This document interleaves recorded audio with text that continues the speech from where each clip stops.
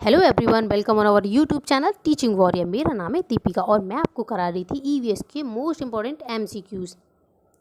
तो हम शुरुआत करते हैं। हमारा पहला क्वेश्चन है, इको मार्क उन भारतीय उत्पादों को दिया जाता है। नंबर 1, शुद्ध तथा अनअपमिश्रित होते हैं।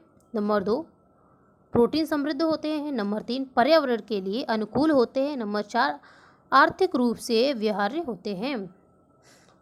तो देखिए, इको मार्क जो है इसकी शुरुआत की गई थी 1991 में। ठीक है, और ये देता कौन है? तो ये देता है ब्यूरो ऑफ इंडिया स्टैटिक। ठीक है, BIS यानी कि ब्यूरो इंडिया ऑफ स्टैटिक। ये क्या प्रदान करता है? ये करता है इको मार्क प्रदान करता है। ये एक प्रकार का सर्टिफिकेट होता है और ये दिया जाता है पर्यावरण के लिए अनुकूल व्यवहार रखने वाले उत्पादों को। ठीक है, तो इसका जो सही होगा वो है ऑप्शन नंबर सी। नेक्स्ट है, अंग्रेजी में लिखी गई प्रसिद्ध कृति कुली के लेखक हैं। अब कुली से एक चीज़ याद रख लेना,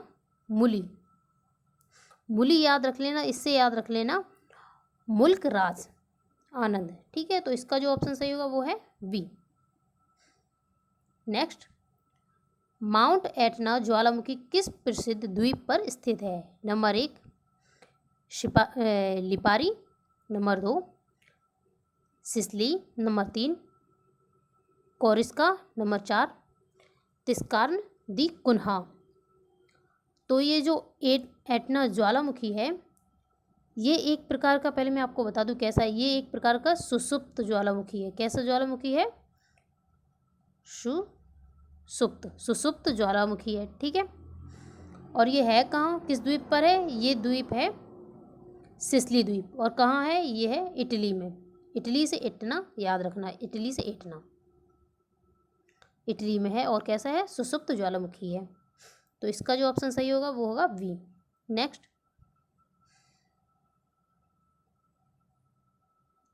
सबसे लंबा रेलवे टनल लगभग 6.5 किलोमीटर लंबा किस रेलवे के अंतर्गत आता है? Number 1, central railway. Number 2, Konkan. Number 3, दक्षिण या फिर पश्चिम रेलवे। तो देखिए, जैसे ये है हमारी इंडिया का दक्षिण वाला भाग, तो ये है वेस्टर्न घाट और ये है ईस्टर्न घाट। ईस्टर्न घाट कैसे हैं? ये टूटे हुए हैं, यानी कि बीच बीच में इनमें जगह है, परंतु कॉन्टिन्यूस जो है वो है वेस्टर्न घाट। ठीक है, और ईस्टर्न और वेस्टर्न घाट जिस जगह मिलते हैं उसे हम क्या कहते हैं? उसे कहते हैं नीलगिरी। ठीक है, नीलगिरी पे ये मिलते हैं। अब यहाँ पे पूछा गया था रेलवे टनल, तो ये है कोंकण रेलवे टनल। ठीक है, और ये कहाँ पड़ता है? ये पड़ता है वेस्टर्न घाट में। और वेस्टर्न घाट को और क्या कहते हैं? तो और हम कहते हैं सह्याद्री। तो इसका जो ऑप्शन सही होगा वो है बी, कोंकण रेलवे। नेक्स्ट है, कितना तापमान होने पर पाठ्यांक सेल्सियस तथा फ़ारेनहाइट का तापमापियों में एक जैसा, यानी कि सेल्सियस और फ़ारेनहाइट में एक ही रहे? वो कौन सा तापमान है? नंबर 1, -40 डिग्री, या फिर 212, 40 या 100। तो ये होता है -40। ठीक है, -40 जो होता है उस पर सेल्सियस और फ़ारेनहाइट दोनों में ही जो तापक्रम होता है वो कैसा रहता है? समान रहता है, बराबर रहता है। इसका सही होगा ए। नेक्स्ट,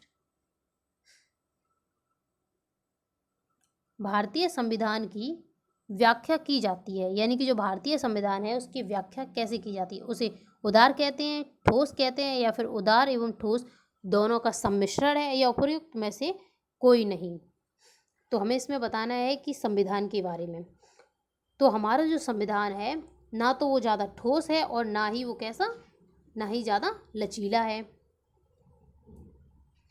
ठीक है, वो कैसा है? वो उदार और ठोस दोनों का ही सम्मिश्रण है। तो इसका जो ऑप्शन सही होगा वो है ऑप्शन नंबर सी। ठीक है,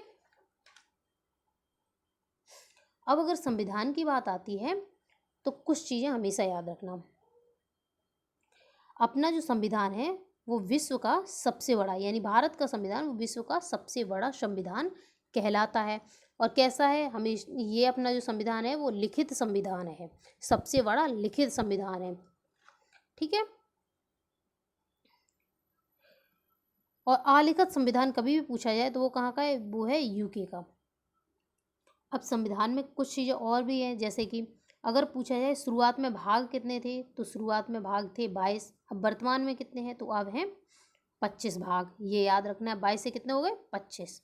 अनुच्छेद पहले कितने थे, 395, अब कितने हो गए हैं, 495। और अनुसूचियाँ पहले थी 8, अब हो गई हैं 12। ठीक है। और अपेंडिक्स पहले भी थे 5, पहले भी थे कितने, 5 थे, और अब भी 5 ही हैं, जिनको हम क्या कहते हैं, परिशिष्ट। परिशिष्ट पहले भी कितने थे, 5, और अब भी 5 ही हैं। ठीक है। और ना ही ज़्यादा कठोर है, ना ही ज़्यादा लचीला है, ये भी बात याद रखनी है। नेक्स्ट क्वेश्चन है, पाक जल डमरू मध्य किसके बीच स्थित है, यानी कि पाक जल डमरू, यानी कि इसे हम कहते हैं पाक जो चैनल है वो कहाँ है। ठीक, तो ये कहाँ है, नंबर 1 ऑप्शन है कच्छ की खाड़ी और खंबात की खाड़ी के मध्य में, नहीं, ये यहाँ नहीं है। नंबर 2 मन्नार की खाड़ी तथा बंगाल की खाड़ी के बीच। नंबर 3 लक्षद्वीप या फिर मालदीव के समूह के बीच, या अंडमान निकोबार समूह के मध्य। तो देखिए, यह है इंडिया का दक्षिणतम भाग। ठीक है, ये कौन सा है, सदर्न भाग मान क्या लो, ये सदर्न भाग है ही। और यहाँ पे है श्रीलंका। तो ये जो है, ये यहाँ जो वाटर बॉडी है, यहाँ पे एक जल डमरू मध्य है, और इस जल डमरू मध्य को क्या कहते हैं, इसे हम कहते हैं पाक जल डमरू मध्य। ठीक है, पाक जल डमरू मध्य इसे कहते हैं। और कहाँ पे है, मन्नार की खाड़ी और बंगाल की खाड़ी के बीच। तो इसका जो ऑप्शन सही होगा वो है बी। अब मन्नार की खाड़ी कहाँ है, तो मन्नार की खाड़ी जो अभी मैंने आपको बताई थी ना, ये यहाँ यही है मन्नार की खाड़ी, और ये यहाँ है पाक जल डमरू मध्य। और इसे क्या कहते हैं, इसे जो ये वाला पूरा एरिया है, इसे हम कहते हैं बंगाल की खाड़ी, जो कि ऑप्शन में दिया है। तो इसका सही होगा बी। नेक्स्ट, दूध में प्रोटीन कार्बोहाइड्रेट के अतिरिक्त पोषणदायी अन्य तत्वों में सम्मिलित है। Number 1 calcium, number 1 calcium, potassium एवं लोहा। नंबर 2 कैल्शियम और पोटेशियम। नंबर 3 पोटेशियम एवं लोहा। और नंबर 4 है कैल्शियम और लोहा। ठीक है, अब हमें क्या बताना है, इसमें बताना है दूध की प्रोटीन के बारे में। तो उसमें क्या होता है, एक तो होता है कैल्शियम और दूसरा होता है पोटेशियम, यानी कि इसका जो आंसर सही होगा वो है आंसर बी। अब बात आती है कि दूध का जो रंग पीलापन, यानी कि दूध का जो रंग पीला होता है, पीलापन दूध में जो होता है वो किसके कारण होता है, तो वो होता है कैरोटीन के कारण। ठीक है, और कभी पूछ दिया ये सफ़ेद किसके कारण होता है, तो वो होता है कैसीन के कारण। किसके, कैसीन के कारण। देखो ऐसे याद रख लो, कैसीन में सा आ रहा है, यानी सा से सफ़ेद। और इससे पहले क्या बताया था, कैरोटीन। कैरोटीन को सीधा आपको याद करना पड़ेगा, पीलापन। लेकिन अगर कैसीन याद हो जाता है तो आपको कन्फ्यूज़न बिल्कुल भी नहीं होगी। कैसीन यानी कि सफ़ेद होना, और पीलापन कैरोटीन। अब आता है कि दूध से दही बनना, तो वो है लैक्टोबैसिन के कारण। ठीक है, और माँ के दूध में सर्वाधिक क्या मिलता है, तो वो मिलता है लैक्टोज। क्या मिलता है, लैक्टोज सर्वाधिक पाया जाता है, लैक्टोज, जिसके कारण मीठापन होता है। तो इसका जो ऑप्शन सही है वो है बी। नेक्स्ट है, अंधेरे में चमगादड़ के उड़ने का कारण है। ऑप्शन है, अंधेरे में उनकी दृष्टि बेहतर होती है, आँखों की पुतलियाँ काफ़ी बड़ी होती हैं, इनके द्वारा उत्पादित अल्ट्रासोनिक तरंगे सहायक होते हैं, उपरोक्त में से कोई नहीं। तो इसका जो ऑप्शन सही है वो है सी, यानी कि इनके द्वारा जो उत्पादित अल्ट्रासोनिक तरंगे हैं, उनके द्वारा ही चमगादड़ है वो अंधेरे में उड़ सकती है। तो इसका सही कौन सा होगा, सी। नेक्स्ट, निम्नलिखित में से कौन सा मिश्रित उर्वरक है, कौन सा पूछा गया? मिश्रित उर्वरक पूछा गया है। तो देखो यूरिया, कैम, अमोनियम सल्फेट या फिर NPK। तो इसमें जो मिश्रित और उर्वरक है, मिश्रित का मतलब है यानी कि 2 या 2 से अधिक तो होंगे, ठीक है। अब देखो 2 या 2 से अधिक किस में है? ऑप्शन नंबर सी में है, अमोनिया है और क्या है? सल्फेट। याद रख लो ऐसे, अमोनिया और सल्फेट यानी कि 2 मिल रहे हैं तब बन रहा है मिश्रण। तो मिश्रित उर्वरक क्या हो जाएगा? ये हो जाएगा सी, यानी कि अमोनिया और सल्फेट। नेक्स्ट है, संचार उपग्रह किस वायुमंडलीय स्तर में स्थित होते हैं? ऑप्शन है क्षोभ मंडल, नंबर 2 समताप मंडल, नंबर 3 मध्य मंडल या फिर आयन मंडल। तो ये होते हैं मध्य मंडल में।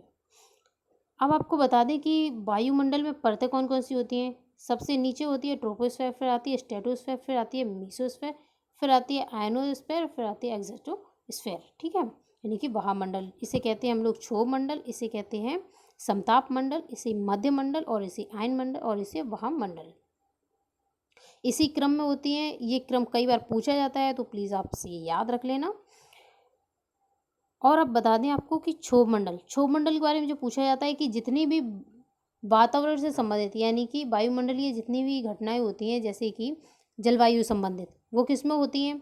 वो सभी होती हैं क्षोभ मंडल में। जैसे कि बारिश आना, है ना, आंधी तूफान, ये जो कुछ भी होगा ये किस में होगा? क्षोभ मंडल में। और समताप मंडल में क्या पाया जाता है? इसमें पाई जाती है ओजोन लेयर, ठीक है। ये किससे हमें बचाती है? ये सौर की विकिरण किरणों से, अल्ट्रावायलेट जो रेज होती हैं, परावैंगनी किरणें होती हैं, उनसे ये हमारी रक्षा करती है। और अल्ट्रावायलेट रेज यानी कि परावैंगनी जो किरणें होती है उससे क्या होता है? उससे हमें स्किन कैंसर भी हो सकता है, अंधापन हो सकता है और कई प्रकार की बीमारियां हो जाती हैं, ठीक है।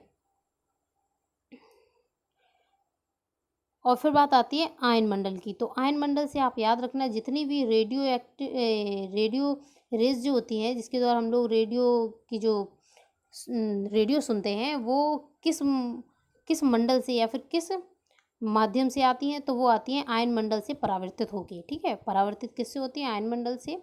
और कौन होती हैं? ये होती हैं कौन सी? रेडियो रे। तो इसका जो सही होगा वो है सी। नेक्स्ट, व्यापारिक पवनें कहाँ पाई जाती हैं? विषुवतीय निम्न दाब से या फिर उपोष्ण उच्च दाब से, अधोध्रुवीय निम्न दाब से या ध्रुवीय उच्च दाब से। तो ये है अर्थ, ये है इक्वेटर, ठीक है, यानी कि भूमध्य रेखा। और ये है ट्रॉपिक ऑफ कैंसर और ये है ट्रॉपिक ऑफ कैप्रिकॉर्न। इसे कर्क रेखा कहते हैं, इसे हम मकर रेखा कहते हैं और इसे क्या कहते हैं? विषुवत रेखा। तो जो विषुवत रेखा है ये एक ऐसा क्षेत्र है जहाँ सबसे ज़्यादा गर्मी पड़ती है और सबसे ज़्यादा क्या होती है? बारिश होती है। और अगर पूछा है सबसे ज़्यादा हरे भरे वन कहाँ पाए जाते हैं तो वो पाए जाते हैं विषुवत रेखा पर, ठीक है, इसी के आसपास, क्योंकि यहाँ पे टेम्परेचर भी बहुत ज़्यादा है जिसकी वजह से यहाँ पे बारिश भी बहुत ज़्यादा होती है। और जहाँ पर टेम्परेचर ज़्यादा होगा वहाँ पे क्या बनेगा? Low pressure zone. वहाँ पे हमेशा बनता है निम्न दाब, ठीक है, निम्न वायु दाब। यहाँ पे बनता है निम्न वायु दाब, तो यहाँ पे क्या बनेगा? यहाँ पे बनेगा हाई, है ना, हाई प्रेशर जोन। फिर बनता है यहाँ पर लो प्रेशर जोन और यहाँ पे हाई प्रेशर जोन। यहाँ पे बनेगा हाई प्रेशर जोन। तो अब इसमें व्यापारिक पवनों की जो बात की जा रही है वो इस एरिया में चलती हैं और इसे हम क्या कहते हैं? इसे कहते हैं उपोष्ण उच्च दाब में। उपोष्ण उच्च दाब से चलती है क्योंकि इक्वेटर पे क्या होता है? यहाँ पे निम्न दाब और इधर क्या होता है? उच्च दाब। तो यहाँ से इधर आती है तो इसे क्या कहेंगे? इसे कहेंगे हम व्यापारिक पवनें। तो इसका जो सही है वो है बी। नेक्स्ट है, सेवा का अधिकार निम्नलिखित में से किस विधेयक या फिर अधिनियम का हिस्सा है? नंबर 1 लोकपाल और लोकायुक्त बिल, नागरिक चार्टर और शिकायत या फिर निवारण विधायक या फिर सूचना का अधिकार अधिनियम या फिर इनमें से कोई नहीं। ये अलग से आ गया इतना, इसे 5वां मान लो ऑप्शन, या इनमें से कोई नहीं, ठीक है। तो देखो ये जो अधिकार अधिनियम है, सेवा का अधिकार अधिनियम, ये आता है नागरिक चार्टर तथा शिकायत के अंतर्गत। ठीक है, नागरिक चार्टर तथा शिकायत के अंतर्गत आता है। नेक्स्ट क्वेश्चन है anarchic and revolutionary crime act 1919 को सामान्य बोलचाल में कहा जाता है, यानी कि अनार्किक एवं रिवॉल्यूशनरी क्राइम 1919 की बात की गई, तो इसे हम कहते हैं रॉलेट एक्ट। इसे हम क्या कहते हैं? रॉलेट एक्ट कहते हैं। तो इसका जो ऑप्शन सही होगा वो है ए, यानी कि रॉलेट एक्ट।